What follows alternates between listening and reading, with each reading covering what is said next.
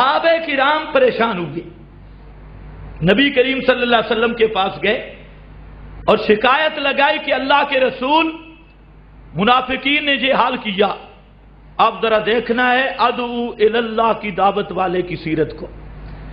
حالانکہ یہ شکایت صحابہ کا یہی نظریہ تھا امر طاعت الاسباب کے متعلق، کیا طاعت الاسباب کچھ احکام صادر فرمائیں گے، لیکن لفظ آ گیا استغاثہ کا، تو میرے محبوب نے فرمایا خبردار، انما یستغاث باللہ، انما یستغاث باللہ۔ او میرے ساتھیو، استغاثہ صرف رب سے کیا جاتا ہے، کیونکہ غوث اعظم صرف رب ہے، رب کے سوا کوئی غوث نہیں ہے۔ انما یستغاث باللہ، استغاثہ اور مدد اور فریاد کے لیے پکار کے لیے فریاد رب کے سامنے کی جاتی ہے، میں محمد کے سامنے بھی یہ فریاد نہیں کی جاتی۔ یہ ہے ھذہ سبیلی ادعو الی اللہ، میں اپنی طرف بھی دعوت نہیں دیتا، کسی اور کی طرف بھی دعوت نہیں دیتا، میری دعوت یہ ہے رب کی توحید، میری دعوت ہے رب کی کبریائی، میری دعوت اور مشن ہے کائنات والوں، مشکل کشا اکیلا اللہ، حاجت روا اکیلا اللہ، غوث اعظم اکیلا اللہ، داتا اکیلا اللہ، کرنیاں بھرنیاں والا اکیلا اللہ، پکارے سننے والا اکیلا اللہ، غیب جاننے والا اکیلا اللہ، پوری کائنات پہ حاکم اور متصرف اکیلا اللہ، صحت اور بیماری کا ضامن اور ذمہ دار اکیلا اللہ، متصرف اور کارساز اکیلا اللہ، ساری کائنات کا غنی اور داتا اکیلا اللہ، باقی ساری کائنات فقراء الی اللہ، وہ سب اللہ کے محتاج اور مانگتے ہیں، الہ صرف اللہ ہے۔ یہ ہے ھذہ سبیلی ادعو الی اللہ، سبحان اللہ۔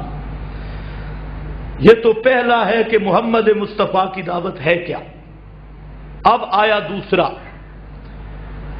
وہ جو میں نے کہا آئینہ ہے، آئینہ نظر آئے گا، وہ آئینہ آپ کو سنا رہا ہوں، علی بصیرۃ، علی بصیرۃ انا، علی بصیرۃ، علی بصیرہ، جہاں آ رہا ہے آئینہ، میں جو رب کی طرف بلاتا ہوں روایتوں کے ذریعے نہیں، روایتوں کے ذریعے نہیں، حکایتوں کے ذریعے بھی، اونچے بولو، حکایتوں کے ذریعے بھی۔ ایک سید صاحب تھے تو 20 دن بغیر وضو کے نماز پڑھتے ہیں، یہ ہے ادعو الی اللہ، دعوت ہو رہی ہے۔ فلانے سید صاحب تھے 20 دن ان کا وضو نہیں ٹوٹا، بڑا کمال ہے، ایک وضو سے 20 دن کی نمازیں پڑھی۔ میں نے کہا اس سید سے تو وہ طوائف اچھی رہ گئی۔ حضرت تھانوی رحمہ اللہ نے لکھا ہے کہ ایک بزرگ کے پاس ایک آئی طوائف، سمجھتے ہو نا، گانے بجانے والی آئی، اس نے کلمہ پڑھا، اس اللہ والے نے اسے نماز کا طریقہ بتایا، وضو کا طریقہ بتایا، وہ چلی گئی۔ سال کے بعد جب وہ نیک آدمی وہاں پہنچے تو اس نے پوچھا بھائی نمازیں پڑھ رہی؟ اس نے کہا جی پڑھ رہی ہوں۔ کہتے وضو؟ کہتی ہے وضو وہی ہے جو آپ نے وہاں بتایا تھا، اسی وضو سے پڑھ رہی۔ تو پھر وہ سید صاحب سے تو وہ طوائف اچھی رہ گئی، اس نے پورے سال کی نمازیں ایک وضو سے پڑھی ہے، اس نے 20 دنوں کی۔ یہ دعوت نہیں میرا بھائی، یہ آ گیا علی بصیرہ، روایتوں والی دعوت نہیں۔ کوئی اہل حدیث میرا بھائی بیٹھا ہو ناراض نہ ہو، علی بصیرہ۔ یہ بصیرہ کیا ہے؟ میری دعوت کا ماخذ کیا ہے؟ قد جاءکم بصائر من ربکم، قد جاءکم بصائر من ربکم، بصیرہ ہے بالقرآن، بالحجہ، اور آتن الحجج، آتن الحجج اقوى الحجج القرآن۔ قد جاءکم بصائر من ربکم، میں محمد کی دعوت ہے اللہ، اور دعوت کا ماخذ ہے القرآن۔ آئینہ لگا یا نہ لگا؟ بہت سارے لوگ کہتے ہیں ایمان کی دعوت، کلمے کی دعوت، اس کو قرآن پڑھ کے دعوت دے۔ دعوت کا نصاب کیا ہے؟ قرآن ہے، علی بصیرہ۔ اس لیے پریشان نہ ہونا، آپ کو رنگ برنگے بے دین ملیں گے۔ کوئی لوگ وہ ہیں جن کی دعوت کا ماخذ ہے وَبِهِ قَالَ حَدَّثَنَا فُلان، اور فلاں کا نہ فلاں پتہ نہ فلاں پتہ، وَبِهِ قَالَ حَدَّثَنَا فُلان۔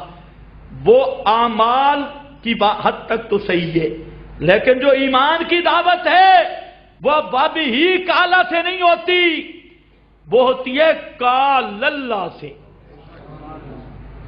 بلغ ما انزل الیک من ربک، وہ اس سے ہوتی ہے۔ اس سے آئینے کا پہلا فرض روایتیں گئی، علی بصیرۃ حکایتیں گئی، آواز آئی، آواز آئی، کس نے آواز دی کوئی پتہ نہیں، آواز آئی، سمجھ گئے کہ نہیں؟ ہاتف دی آواز آئی، فلاں آئی، نانا میرے پیغمبر علی بصیرہ، آپ کی دعوت قرآن والی دعوت ہے بھی ادعو الی اللہ اور ہے بھی علی بصیرہ۔ آواز آئی، کہاں سے آئی، کس نے لگائی؟